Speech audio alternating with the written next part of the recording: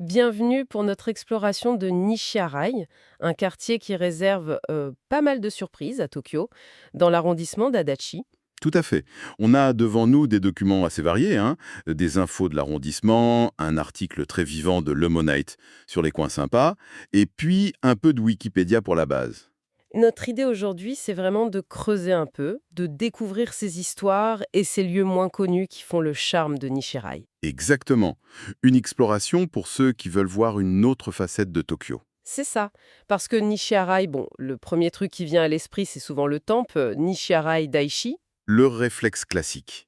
Mais les documents montrent une réalité, beaucoup plus riche en fait. On va voir ce mélange, hein, une histoire ancienne, ce charme un peu désuet, le fameux Showa rétro, et puis Et puis cette transformation urbaine assez spectaculaire, ouais. c'est ce mélange qui est fascinant.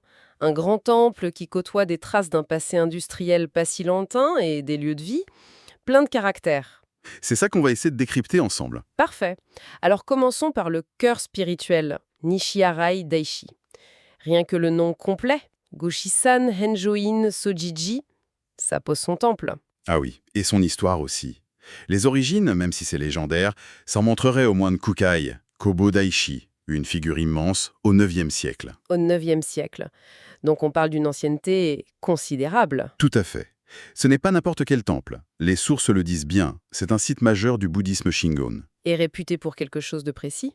Oui, pour l'exorcisme du mal, le Yakuyoke.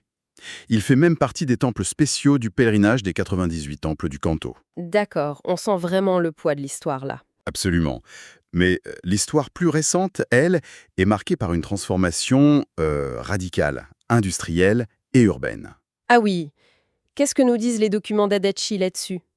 Qu'une grosse partie du quartier, c'était des sites industriels.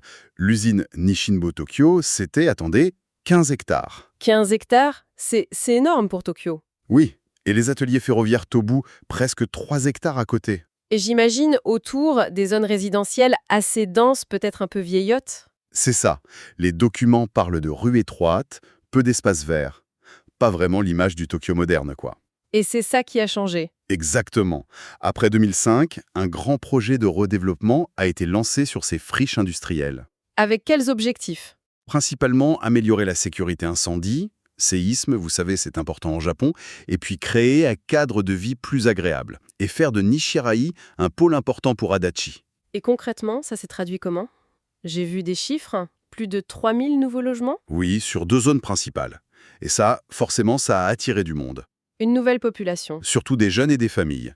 Les statistiques de l'arrondissement le montrent bien, entre 2005 et 2015. Et il a fallu créer des infrastructures pour tout ce monde, j'imagine. Bien sûr. Une nouvelle route, la Sakura Sando, des parcs, Nishiarai Sakae Koen, plus d'1 hectare quand même. Ah oui, c'est pas mal. Et le petit parc Kameda Train Park. Il y a aussi une nouvelle place devant la gare côté ouest qui était en projet. Sans oublier les commerces. J'ai vu Arioni Shirai, Passaggio. Voilà, Ardio en 2007 avec un cinéma et Passaggio plus récemment en 2021. Des signes clairs de cette nouvelle dynamique. C'est une sacrée transformation. Mais est-ce qu'il reste des traces du passé, en dehors du temple d'Aishi? Ce développement n'a pas tout effacé. Il reste quelques témoins, heureusement. On a le Heike Machizukuri Memorial Hall, un bâtiment de 1930. Son rôle actuel n'est pas très clair, mais il est là. Un lieu de mémoire, peut-être? Probablement ou pour des activités locales. Il y a aussi le parc des ruines d'Iko, avec son centre d'exposition, et le musée d'histoire locale qui a été rénové d'ailleurs. Ça permet de voir l'histoire plus ancienne encore. D'accord. Donc on a ce tableau, temple ancien, passé industriel récent, devenu quartier moderne, et quelques touches d'histoire préservées. C'est une bonne image, oui. Alors maintenant, plongeons dans les trésors cachés, les pépites locales, en s'inspirant beaucoup de l'article de Lemonade, qui est très enthousiaste. Oui, il est plein de vie cet article. Revenons à Nishirai Daishi, mais côté visiteur. L'article dit que c'est un power spot, c'est-à-dire Un lieu qui est censé avoir une énergie spirituelle particulière. Vous savez, un endroit où on se sent bien, où on se ressource. Et apparemment, il est particulièrement apprécié des femmes. C'est ce que note l'article, oui. Peut-être pour ce côté calme, serein, qui contraste avec l'agitation de Tokyo. Intéressant. Et ce calme, il s'anime à certains moments. Le Menette parle de fêtes saisonnières très populaires. Ah oui, le temple vit vraiment au rythme des saisons. La fête des Carillons, Furin Matsuri en juillet, ça a l'air assez unique. Plus de 400 carillons, Hmm. en verre, céramique, bambou. Oui, imaginez le son. Ça doit être très rafraîchissant en plein été. Et on peut même en acheter. Ça donne envie d'y aller rien que pour ça, Mi. Après, il y a la fête d'été plus classique en août, la Natsumatsuri. Avec les stands, les tambours taiko, la danse bonodori. L'ambiance festive traditionnelle. Et bien sûr, le Nouvel An en J. La cérémonie de la cloche Joyano Kane, puis le Hatsumode. Oui, et là, c'est la grande foule assurée pour la première prière de l'année. Et il ne faut pas oublier la fête des fleurs, au printemps. D'avril à juin, c'est ça, avec les piouvoines et les glycines. Le jardin des Piouvoines est réputé d'après l'article. Et dans le temple même, il y a des points d'intérêt plus insolites. J'ai lu quelque chose sur un giso de sel. Ah oui, le Shio d'Izo. C'est très particulier. C'est une statue de Jizo, un protecteur, que les gens couvrent de sel. Pourquoi? Pour prier pour la guérison, surtout les problèmes de peau, comme les verrues, imobo en japonais. C'est un exemple de dévotion populaire très pratique, concrète. Fascinant. On peut aussi faire des cérémonies yakuyoke et acheter des amulettes, des omamori. Lemonade mentionne même des bagues amulettes. Apparemment oui, parfois disponible sur des stands. Le temple est donc un lieu très vivant. Mais Nishiharai, ce n'est pas que le temple. Il y a aussi cette ambiance Showa rétro incarnée par le café Sylvia. Ah, Sylvia.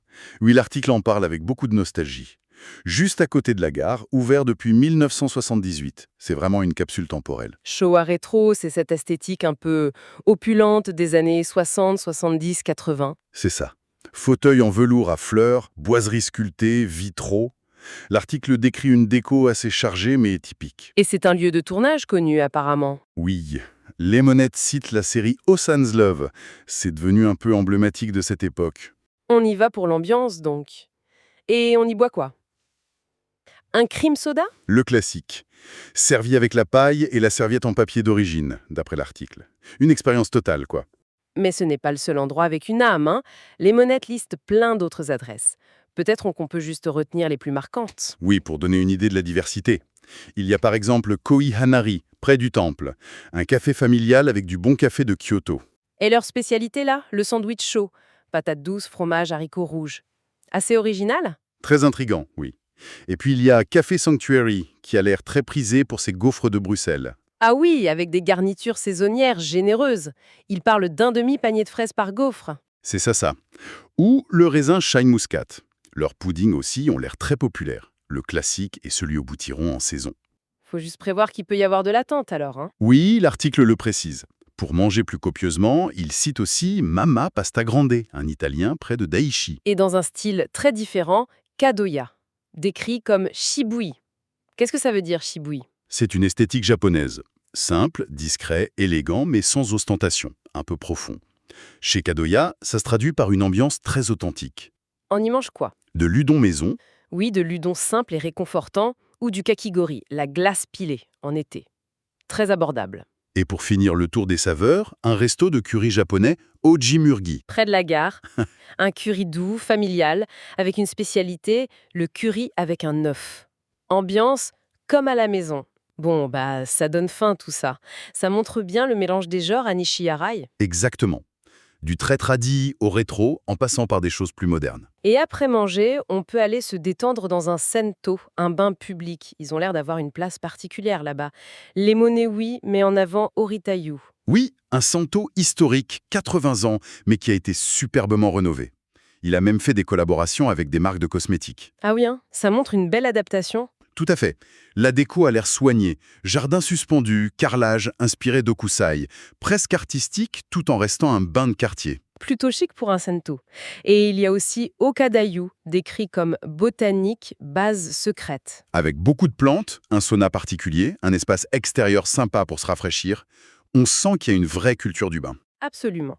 L'article mentionne aussi rapidement le sanctuaire Washi-jinja et le pont Goshiki-Zakura Ohashi pour les cerisiers la nuit. Oui, le fameux Yozakura, avec la vue sur l'échangeur autoroutier. Une image assez connue de ce coin. Et bien sûr, pour le shopping plus classique, les centres commerciaux Ario et Passaggio près de la gare, fruits du redéveloppement. Voilà.